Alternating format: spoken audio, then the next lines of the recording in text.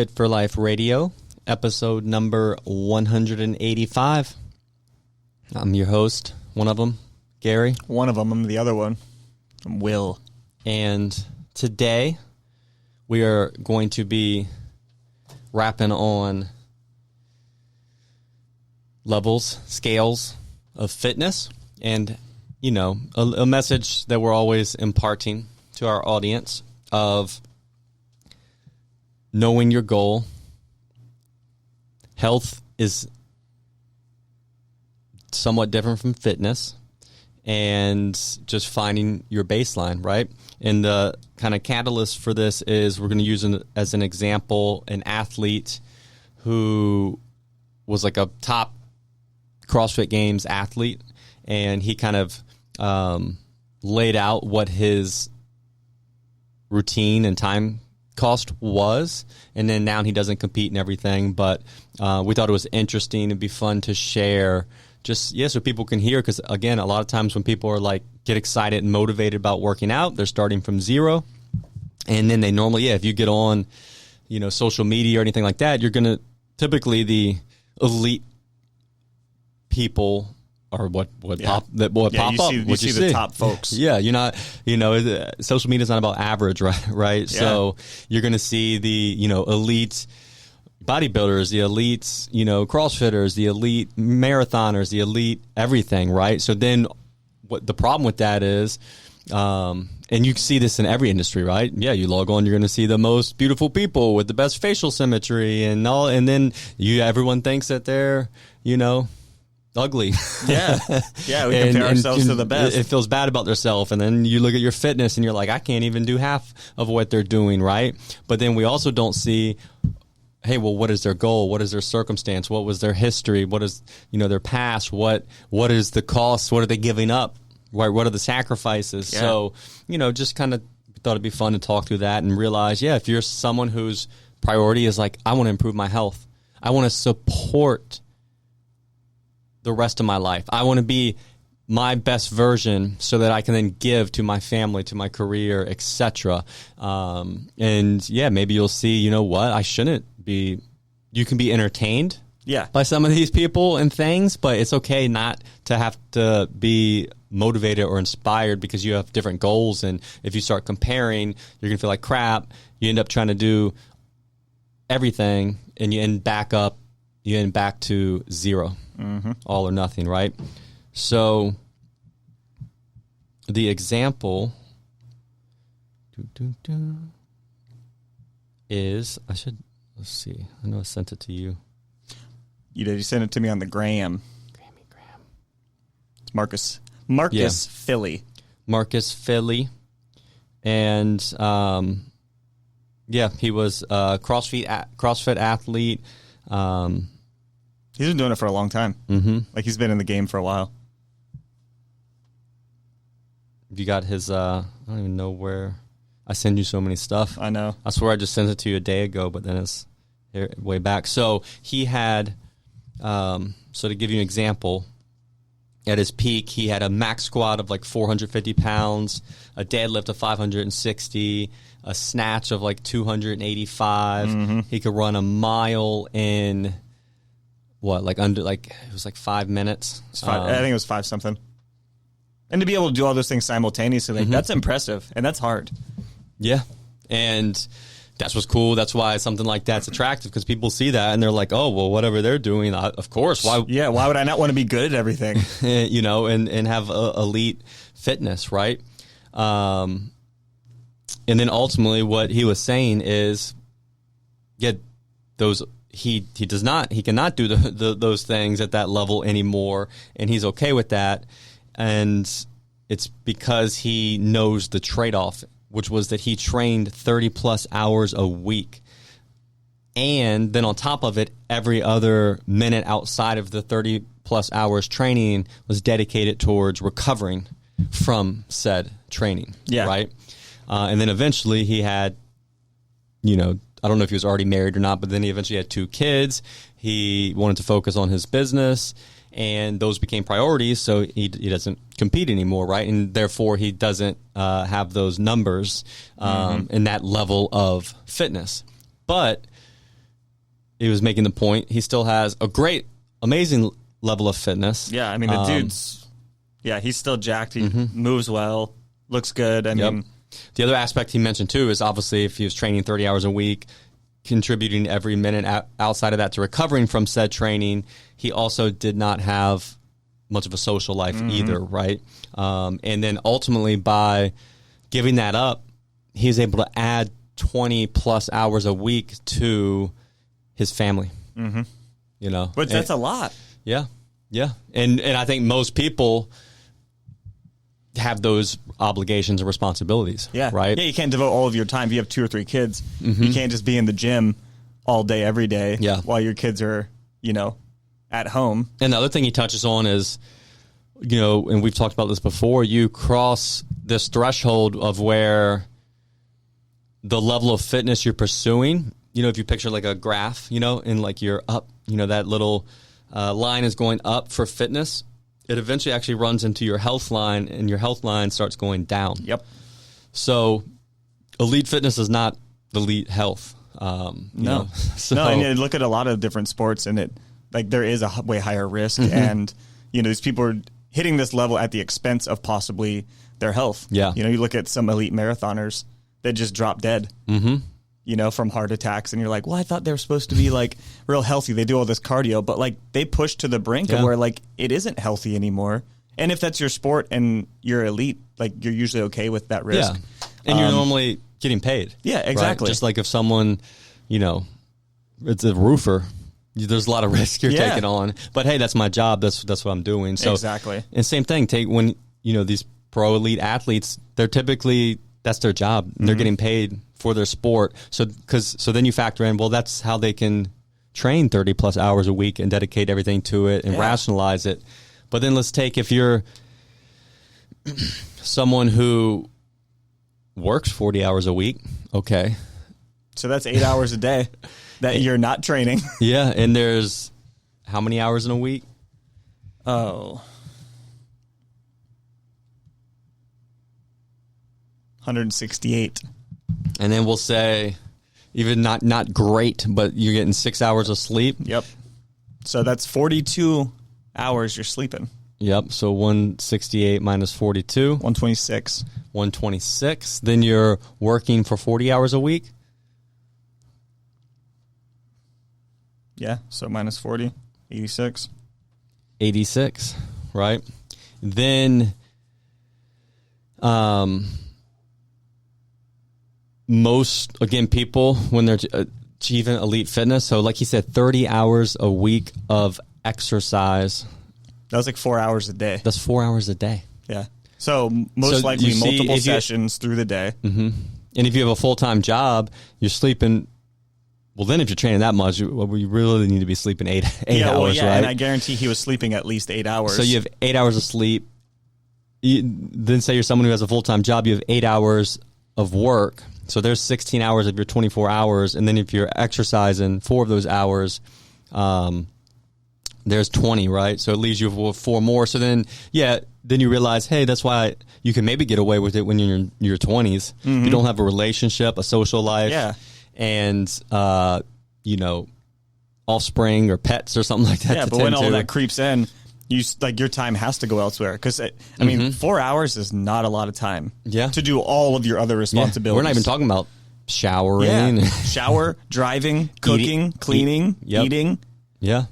All that you're going to do in 4 hours? Like, it just isn't reasonable, Yeah. So then you factor in, okay, you're in your late 30s, early 40s, or 40s, 50s, and you're like, I need to start exercising to improve my health. And then you look at someone and you're like, man, they can squat 400 pounds and run a 5-minute mile. I want to do that. I want to do what this person does. Then you're just on this slippery slope of what are your goals and priorities? Because now you're like, those things are going to take way different approaches. Versus, I want to improve my health and get to healthy body composition. Yeah, way different. Opposite ends of the spectrum. Which we've done podcasts on the past, what that looks like. We've harped on that a lot. Minimum effective dose, comes down to 150 kind of move minutes a week and 2 full body strength training workouts. You can do those in 45 minutes, get in a 30-minute walk a day. There you go. So that's a few an hour and a half plus 150 minutes, 60, 120, 4 hours a week, right? Total of exercise, of walking. You can get it done, right? Mm-hmm. And then you don't even have to then work on some nutrition and all, but that's all, and you're gonna nearly maximize the benefits, the health benefits. You know. Then are you going to win the CrossFit Games? No. Are you going? Are you going to? Know what? Most of us aren't. Win a Spartan race? No. Will you be good enough and fit enough to participate in a Spartan race? Yes. To deadlift twice your body weight? Yes. Well, so that's the other thing you have to realize when we say these things. This does not mean you're going to be like not proud of what you can accomplish. Like you're going to actually get a big chunk of percentage of the way to quote unquote different fitness standards. Mm-hmm. And then you have to realize that then getting to those elite ranges require exponentially more time. Yeah. Massive time of diminishing returns. It takes a long time, and your, daily, weekly commitment is higher as well. Yeah. Those people didn't get to that elite level in 3 years. Mm-hmm. I mean, they've been doing something for probably 10, 15 years. They were a high-level athlete and then transferred over to another sport. It just takes so much more than people think to get there. Yeah. And then the other thing is, when we do that, we're also now comparing ourselves to other people all the time, which then just sustainability, it's exhausting, and then you may not just enjoy it, right? You're just stressed because you're like, I got to be at this place that, like we said, you may not even truly want to be when you break down your goals and what you'd have to give up, But you see it and it's shiny and you think, I need to be that. Would you rather, do most people, are you going to want to give up 20 hours a week with your family, and or friends? Probably not. Or other hobbies. Yeah. To go from a 7-minute mile to a 5-minute and 20-second mile. Yeah. So, and that's where sometimes people it all comes down to, how much time do you have and what are your priorities? So people, when we're saying a baseline, we're not saying don't do more, do more than that. But don't feel like more is absolutely necessary or that's not worth doing. Yeah. That's really the big part of it. It's such a spectrum, but the spectrum goes to be pretty minimalist. Mm-hmm. And that's cool. Mm-hmm. It's fine. I mean, and another thing too, we like to compare ourselves to the elite, but then keeping in mind, most of the world is not remotely fit, or healthy. And, say you do your 150 move minutes, your 2 strength training workouts a week, you're doing better than the majority. Yeah. You're in the top percentile, even when it doesn't feel like that, because all we see is these fit, jacked, shredded super athletes on TikTok and Instagram. If you know me, you know I'm always on the run, up early and home late, so having a 3-hour morning routine isn't really in the cards for me. What is in the cards is AG1. It's a fast way to get vitamins and minerals I need to perform. I first gave AG1 a try because I wanted a single solution that helps support my entire body by filling in nutrient gaps and simplifying my morning routine. Since drinking AG1 daily, I've always felt strong and energized and ready to attack the day. Not only does AG1 deliver my daily dose of vitamins, minerals, pre- and probiotics, and more, it's a powerful, healthy habit that's also powerfully simple. It's 1 scoop mixed in water once a day and every day. I know that AG1 is giving my body high-quality nutrition. Every batch of AG1 goes through a rigorous testing process, so you know that it's safe. And AG1 ingredients are sourced for absorption, potency, and nutrition density. AG1 is a supplement that I trust to provide the support my body needs daily, and that's why I'm excited to welcome them as a new partner. Here is your chance to start every day this season with a gift to yourself. Try AG1 and get a free 1-year supply of vitamin D3K2 and 5 free AG1 travel packs with your first purchase exclusively at drinkag1.com/provengrit. That's drinkag1.com/provengrit. Check it out. Yeah. And again, only 17% of the population even hits those guidelines. Yeah, 17. So 83% are not. Not, yeah. And then, but yet people will pull up a plan, of some full blown training program for like a sport. Yeah. Like, oh, this is this person's training program. Or like what's the thing that is, it's like you got to do a bunch of different stuff every day.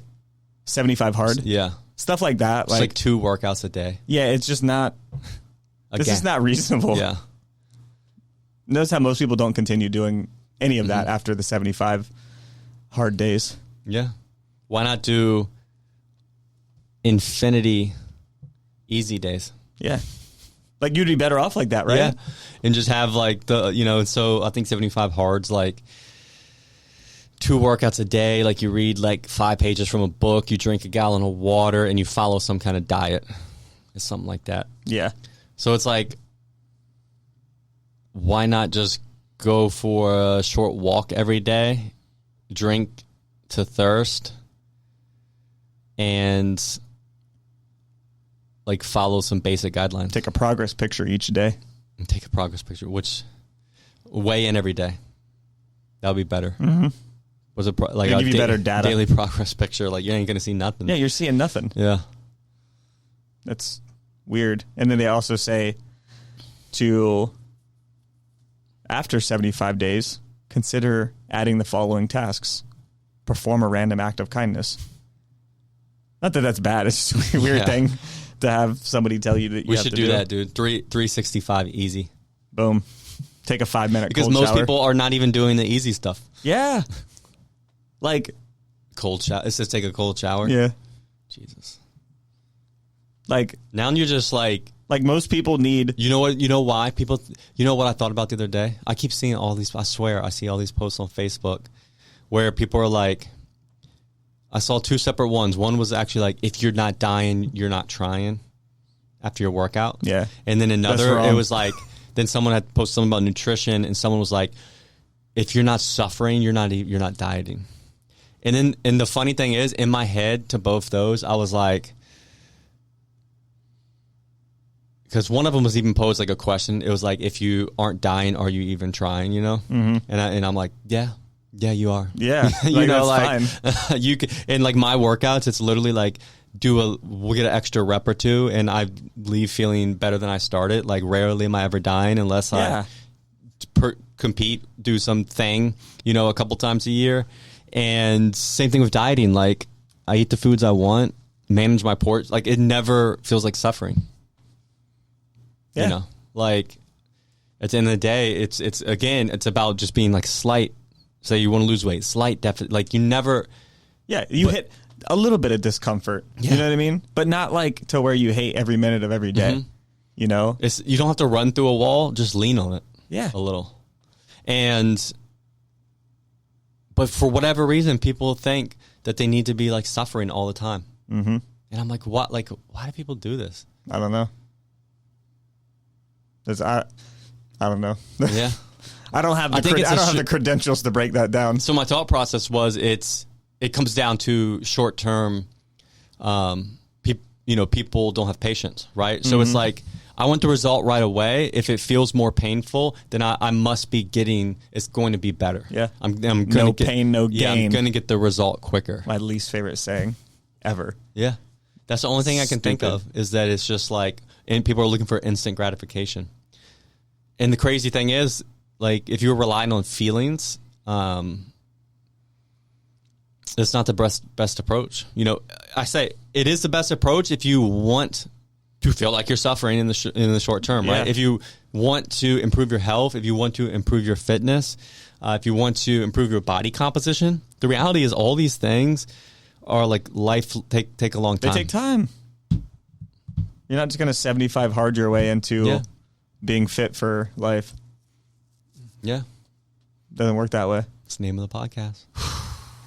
That's like when... And you really, what it does? You know what things like 75 hard do? It conditions the person. It trains the person.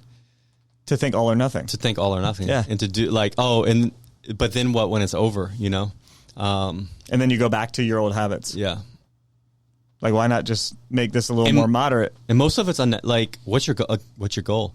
Most people don't need to force feed a gallon of water a day. Yeah. Or 2 workouts. Yeah. How many people do you know that need 2 workouts? Or follow a strict diet plan. They just need to a strict diet plan with no alcohol. They just need to eat a little better. Just eat a little more protein. Like we said, exercise, include like between walking and some like lifting, at most a total of 4 hours a week, right? So that filters down to like half an hour a day. Mm-hmm. The other one, if you like mess up a day, you have to start over. Oh, so yeah. So if you're not perfect, then you got to start over again. You got to start over. And then what does that condition you to think? When the reality is, what if you went 32 days, missed a day, and then got back on track for 20 days? That's fine. Nothing bad would happen. Yeah. There is no problem. There is nothing wrong with that. But when you, I'm sure, repeatedly do that cycle of like starting, failing, starting over, then you think that there's an anxiety around it all too. And you think like, oh, well, if I'm not perfect, this isn't worth it. Yeah. And then I think it's a terrible mindset to have because life happens, you know? And then we know like, hey, you had a pizza one day. Yeah. Is that going to ruin your whole life? No. You move on. Eat normal the next day. You're fine. But it conditions that person to think that I'm a failure. And that's just, it's the opposite of what we need. Yeah. So never been a big fan of those. So yeah, if you're someone with a lot of life responsibilities, you got a family, career. Yeah. We realize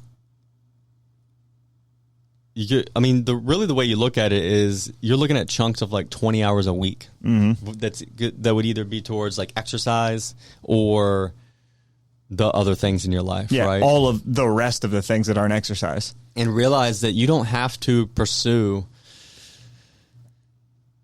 sports and fitness. No. Like you can just exercise, have it be part of your life. And that's it. You don't have to be an elite anything. Like for me, I mean, and ultimately this is like a weird guilt, but when I got a dog, and then it's like, okay, and I know my goals, actually, with my body composition, health and stuff. So then the reality is like every extra minute I spend beyond what I need to do working out is a minute I couldn't be with my dog or wife, Yeah. So it's like, I agree. I would rather take 7 extra hours a week to like go on dog walks. That's 7 hours of dog walking or playing, hanging out or whatever, and that's just a small thing, right? And then there's people who, like we said, work on their career, or they got kids, or you're in a, anything, right? So, and not saying that if you choose exercise over those things, you're a bad person. No. It's literally just saying, hey, sit down and look at this and ask yourself this question, because you may not even realize it, right? Like, is this worth it? Is this trade-off worth it? Of maybe, putting less time into these other things. And like I said, we're not saying like, oh, well, you're not going to be fit. That's the funny. We even did a few years ago, there was a marathon in the area. And we entered a team, the gym, without ever doing any extra training for it. No running training. But hey, we all are strong and a good body composition, and it's like 80-20. That will get you pretty good at even something like just running without ever running. And we ran the team relay and got second in the whole event for mixed. With no training. Mixed relay. So and same thing, like, yeah, I can do a bunch of push-ups and probably will myself to like a 6-minute mile. Yeah. And yeah, so then would adding in on top of my my walking and my lifting. So say I was like, yeah, I want to like run, get better, and then I had to add in, say, an extra 7 hours a week of running to then, improve my mile and 5K time by a couple minutes. Like, it's not worth it for me. Yeah, why? And for someone else, it might be. And then, cool, you've known, hey, I want to put in this extra time. I have the time. I still feel good about what I can give to the other areas of my life.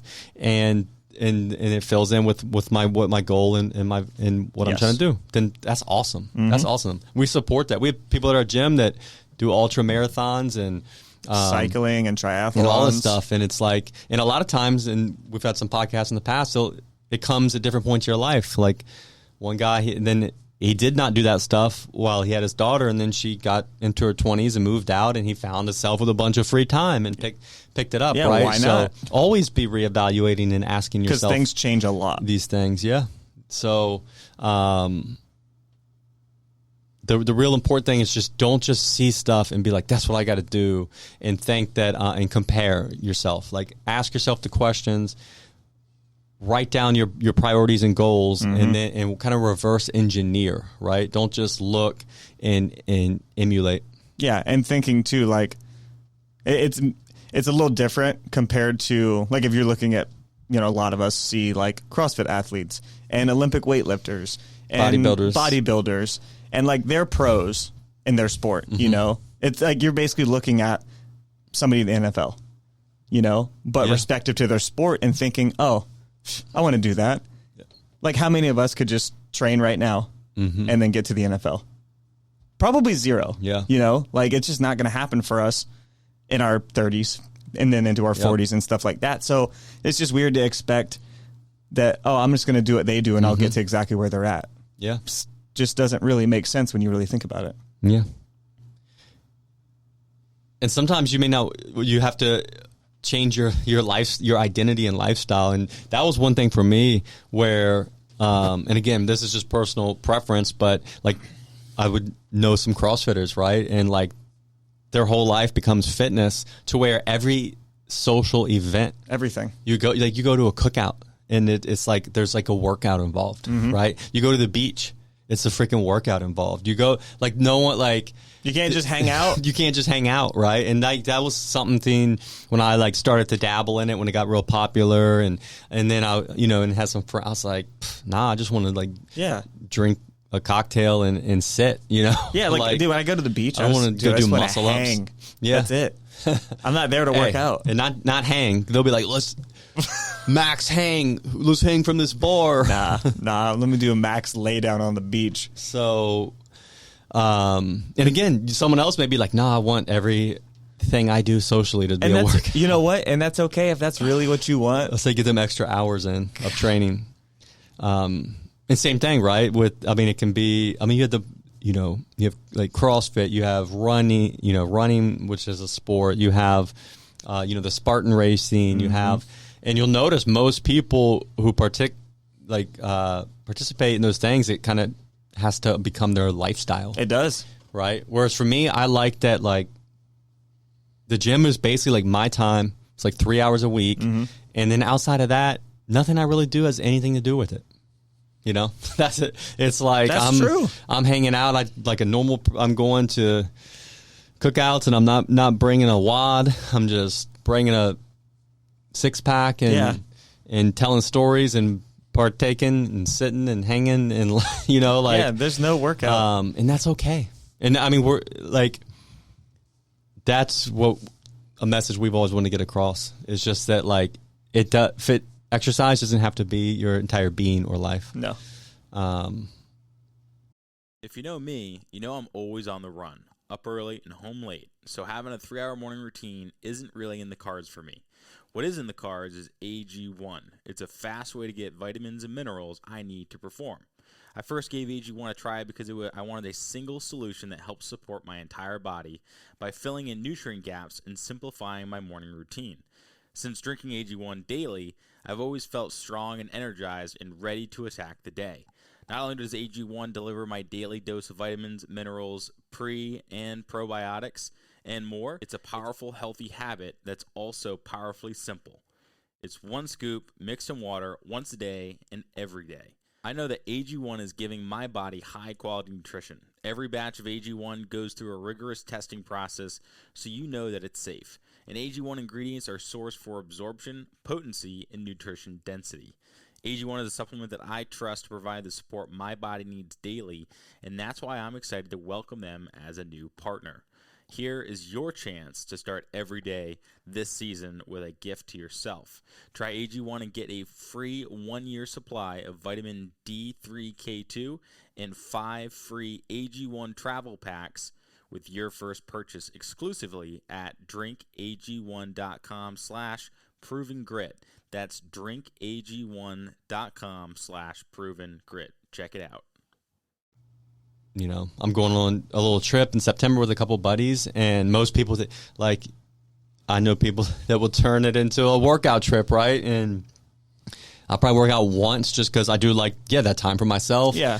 Get a day in, and then outside of that, it's like, nah, we're visiting stuff and hanging out. You do other things that you can't do when you're home. Yep. That's what traveling's about. So that's okay. It's okay for it just to be a part of your life, not your entire life. And guess what? You can get in amazing shape, accomplish amazing fitness feats, raise your level of fitness from where you're at, and be at a great place. Yeah, all without making it your entire life. Yeah. And like Marcus Philly, he talks about, and the example we set, he worked out 30-plus hours a week. Everything else was dedicated to it. He got 20-plus hours back for his family, and he's ultimately feels healthier and better than he did when he was at his athletic peak. And the training at that place also, it takes a toll on your body. Yep. So he probably feels great. His training's changed a little bit. What he even said, he misses having some of those numbers, but his body feels better now. Yeah. And that ultimately... And that trade-off's worth it for him. Yeah. And that he can still have a great physique and be in great shape and basically live his best life. Mm-hmm. Whereas the sacrifice for deadlifting 560, snatching 285, squatting a bunch, running a 520 mile was not actually living his best life. And and feeling beat up. Yeah. And that's not... No social life. Being in pain a bunch, and ultimately just not enjoying the overall approach, right? And for some people, it's worth it. Like the competing and the training, it's gives them life, right? Mm-hmm. It is. They couldn't imagine anything without it, right? But then you see a lot, especially sticking with CrossFitters, and where Jason Khalipa and Rich Froning and a lot of these elite dudes, they did it in pretty much 30, 31, 32, 33, had hung it up at that level and have other endeavors, like Jason Khalipa basically runs 15 gyms, he's got a lot of gyms and coaches business coaching, and Rich Froning has a bison farm, and they all kind of found other outlets to channel, to pursue their the way it is. So, and then have, give more to their families and friends and stuff like that. But we see, and what a lot of people don't realize, and this is especially in the bodybuilding world and all this, a lot of people that are pursuing some of these things, you don't see the negative. They got issues, and they're actually pursuing it, hoping it's going to solve another problem. Man, that's a whole other thing. Or to avoid problems. I think that's another thing. Comes down to why do people always feel like their exercise and nutrition, they have to be suffering, and that gets. It doesn't have to be this suffering at all. Yeah, and what I'm saying is, I think it does to them because there's deeper reasons to that. You're trying to find a solution for other problems through this stuff. Yeah. So, but yeah, all we're saying is it's okay. Weigh the cost. Mm-hmm. Elite fitness is not elite health. Yep. Sit down, write down your goal. And the crazy thing is for us, why do we talk about this? Because we could just as easily get as excited about talking about the people who do compete and the strategies that go into that. Sure. But the thing is, we work with Gen Pop. We have people every day, regular folks that we meet with, that are clients and that are interested. And dude, I've done a bunch of strategy sessions. You do most of them now. Almost everyone I would meet with would be like, I want to feel better. I want to lose weight. I want to improve my cholesterol. And no one's ever I want, and then list some specific performance thing, or I want to be able to drink a gallon of water.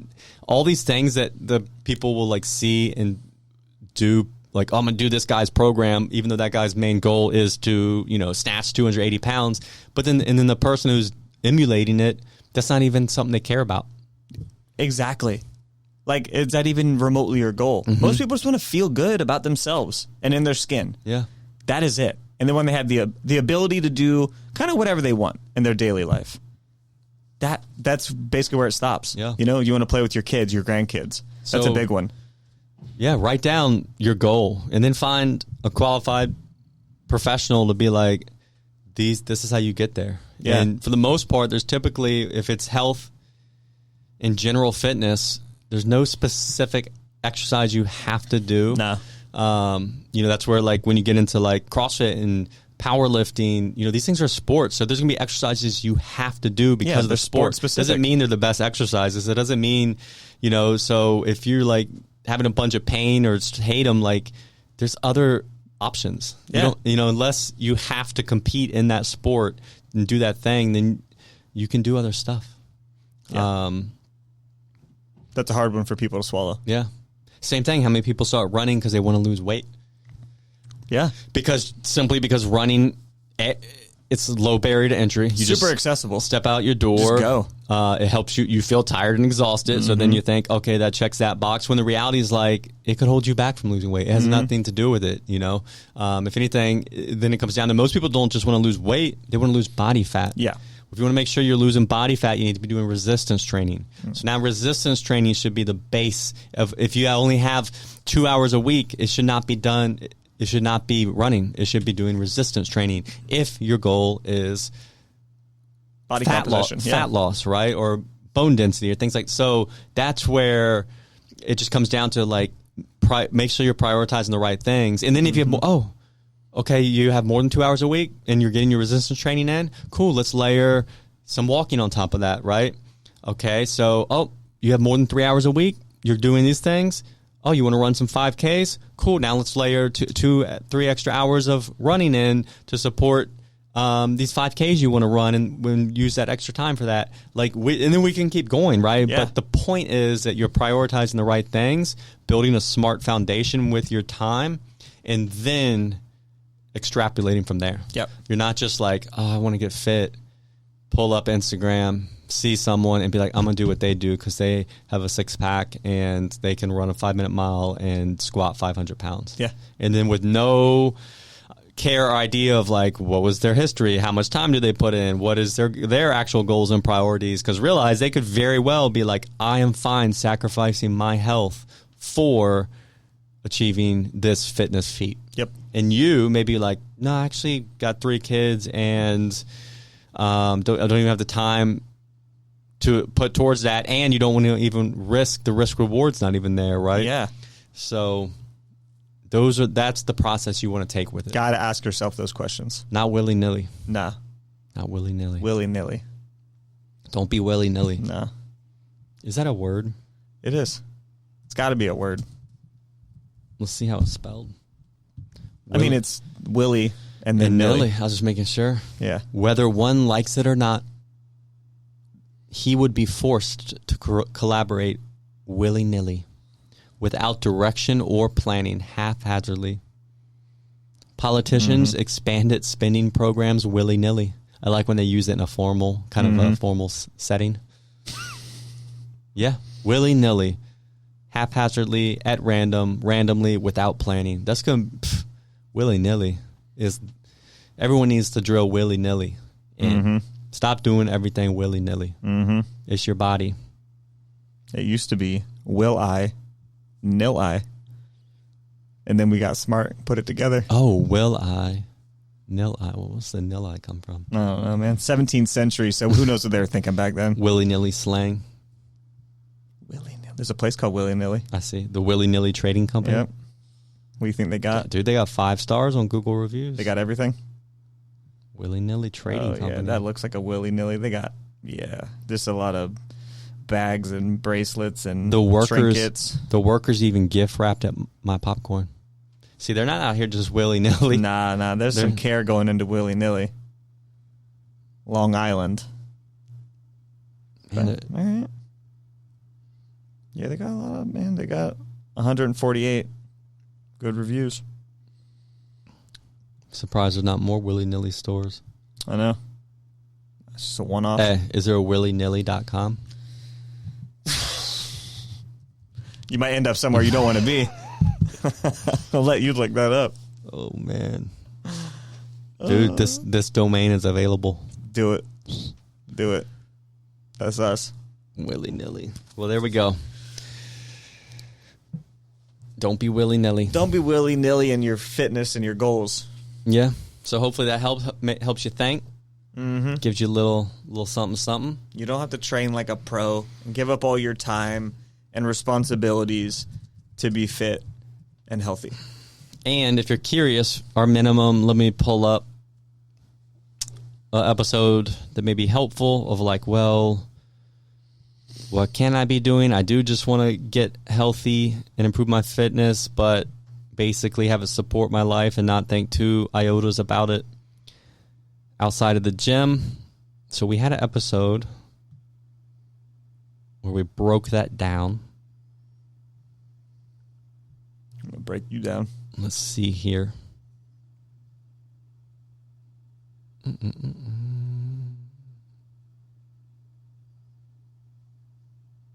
It always feels like it wasn't long ago. Time flies. Mm-hmm. But then you look, and it's way back here.